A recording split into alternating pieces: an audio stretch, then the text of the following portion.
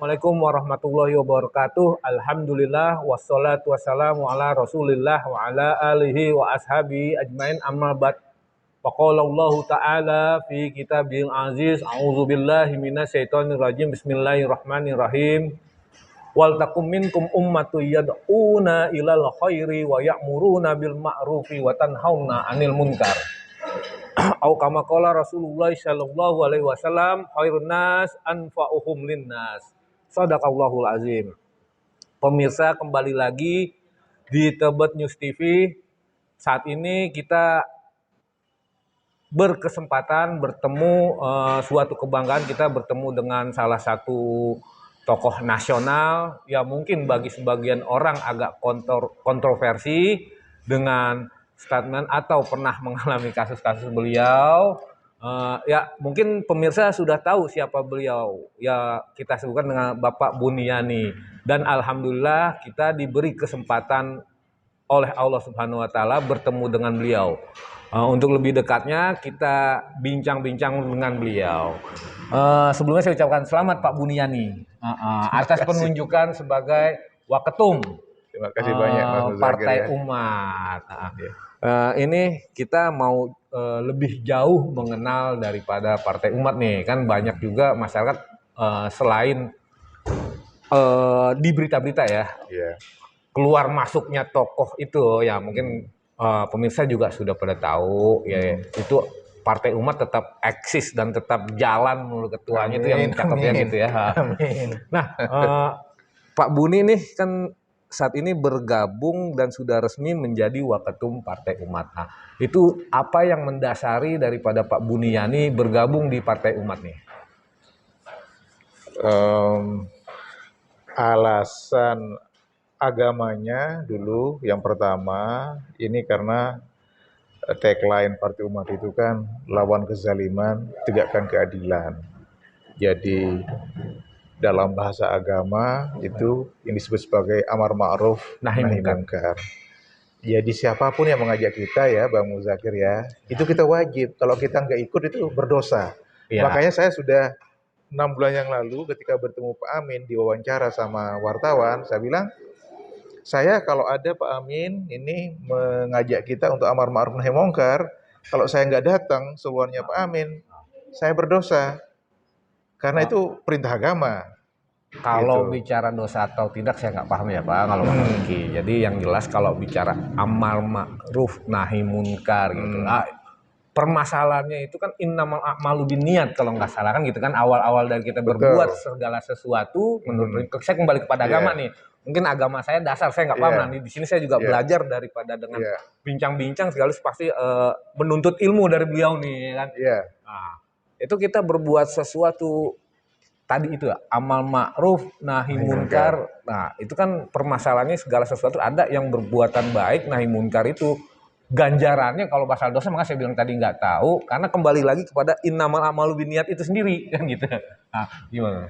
Iya, kalau niat itu kan kita yang punya, nggak ada yang tahu.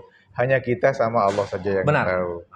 Nah, cuman kan bisa dilihat kita tindakan kita yang zahir apa yang kelihatan itu yang bisa kita nilai sebagai manusia. Jadi saya yang saya tidak bisa menilai Bang Muzakir hatinya karena kan di luar itu gaib. Hanya Bang Muzakir sama Allah yang tahu.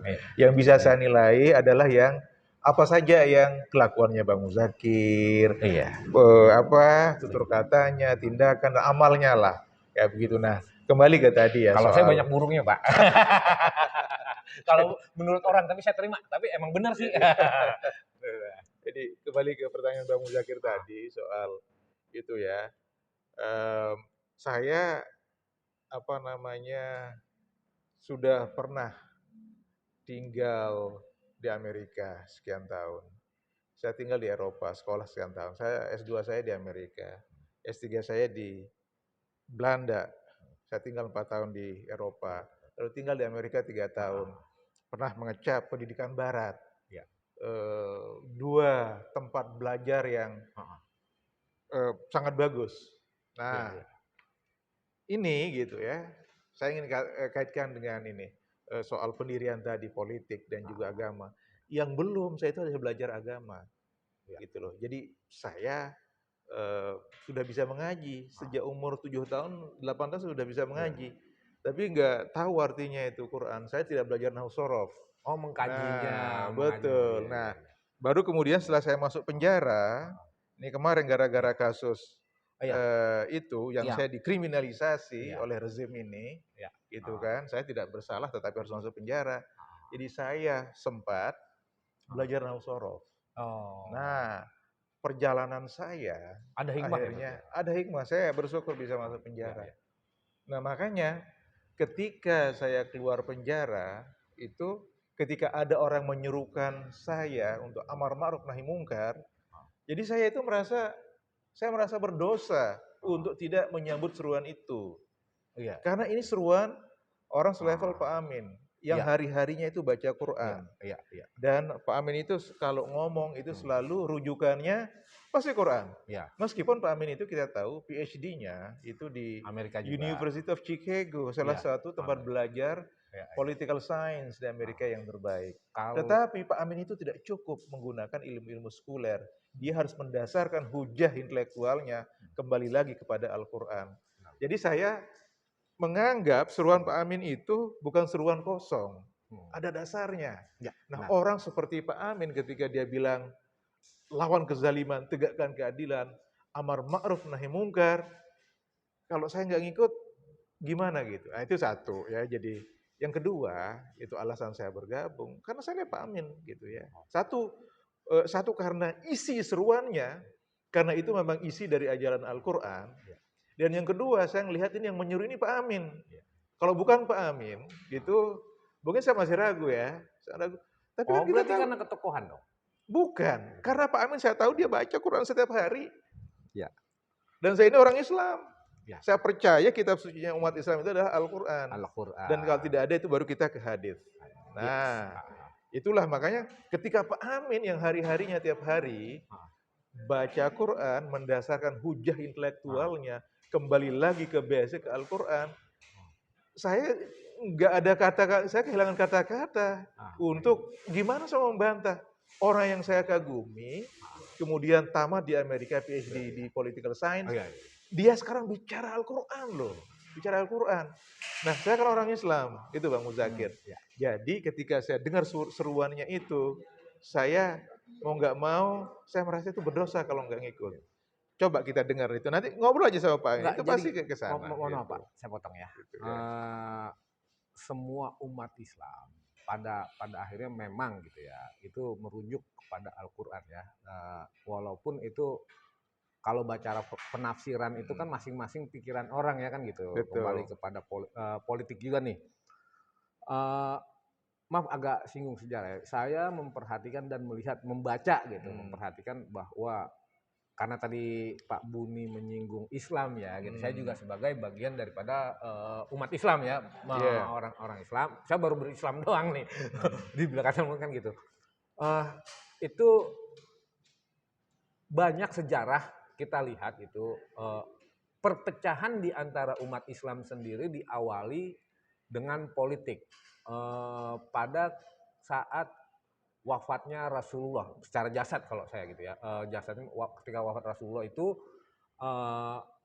ada 4 khulafaur rasyidin, itu adalah kepentingan intinya. Pada intinya kepentingan banyak lah ya, sampai Bani Abbasiyah atau ada kan masalah politik kepentingan Abu Bakar, Umar, Utsman, Ali.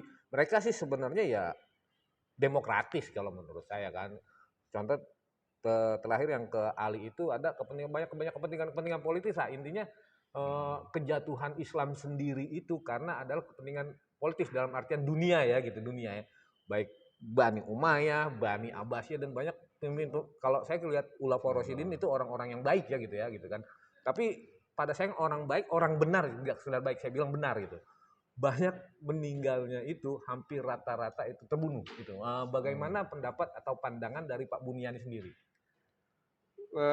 Saya kira nggak usah melebar ke zaman dulu, Mas Zakir. Saya kira kalau konteks saya masuk politik, saya kan mengalami sendiri kezaliman di negara ini di bawah rezim Jokowi. Itu maksud saya, ketika Bapak bicara kebenaran itu tadi, banyaknya meninggal atau apa. Nah, Bapak siap gitu ketika kita bicara kebenaran karena itu harus ada, pasti adalah tahu sendiri Jadi kalau soal Khulafaur Rasyidin gitu ya, Abu Bakar, Umar, Utsman, Ali, lalu kemudian Bani Umayyah, Bani Abbasiyah, lalu Daulah Utsmaniyah di ya, Turki dan sebagainya, gitu kan.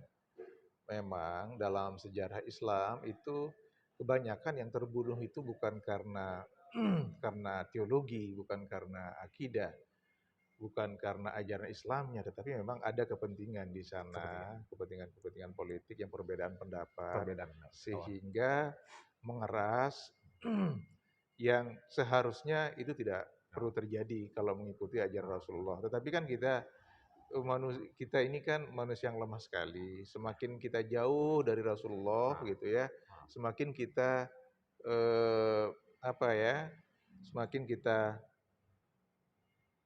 agak sedikit jauh dari kedekatan dengan ajaran-ajaran yang ini. Mungkin kalau zaman yang dulu gitu ya, ya, di zaman Rasulullah, itu Khulafaur Rasyidin, tabi'in segala macam itu kan dekat. Jadi bisa melihat secara langsung itu ya, kedekatan-kedekatan sehingga kalau mau mengetahui kebenaran ajaran Islam itu bisa langsung merujuk ke sana ya. oke. Jadi Ini kembali ke domestik ya gitu, ke Indonesia nih gitu kan. Salah satu partai baru yang saya pribadi ini menjadi sorotan dan mungkin agak tertarik dalam artian sering ikuti ya. Saya sering hmm, amati ini ada dua partai yaitu Partai Gelora. Ini saya bilang partai baru hmm, Pak ya. Ini saya pribadi.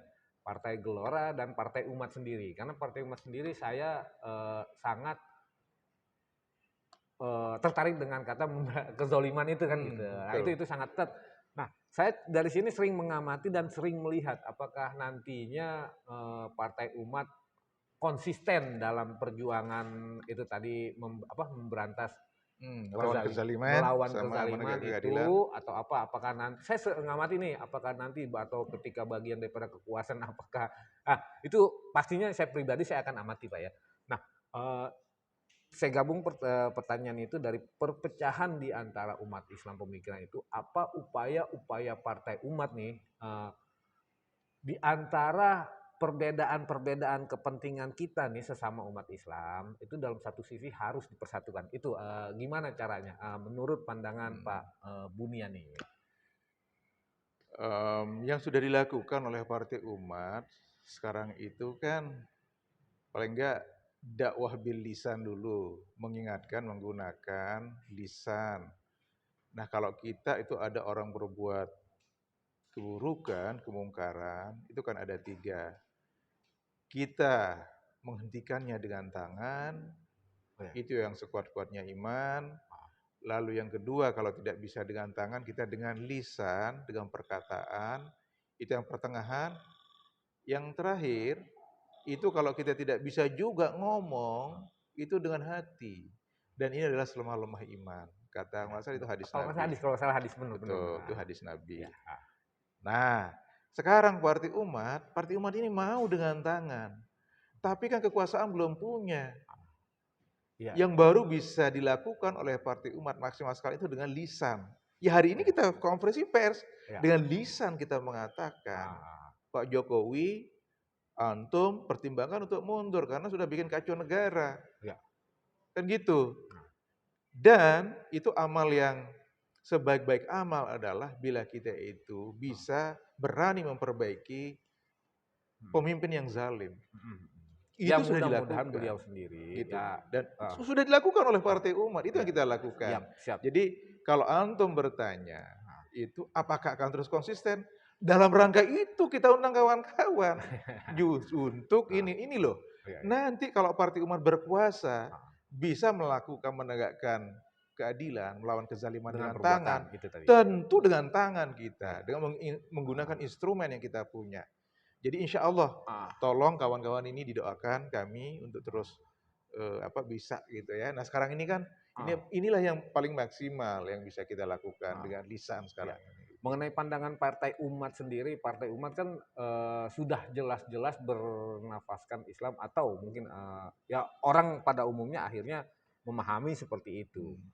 Sedangkan kita ini adalah negara yang demokratis yang terdiri dari berbagai macam suku bangsa, ras, bahasa, dan agama yang berbeda.